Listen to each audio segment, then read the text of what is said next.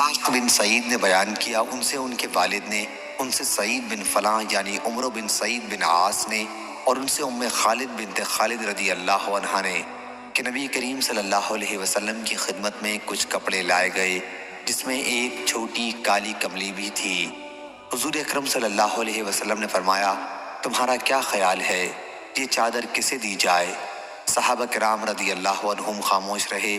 پھر حضرت صلی اللہ علیہ وسلم نے فرمایا، خالد کو میرے پاس بلا لاؤ۔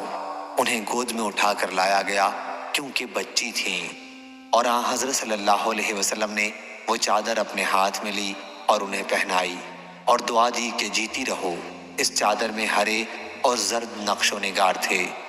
حضرت صلی اللہ علیہ وسلم نے فرمایا کہ خالد، یہ نقش و نگار ثنا ہے۔ ثنا حبشی زبان میں خوب اچھے کے معنی میں آتا ہے۔ صحیح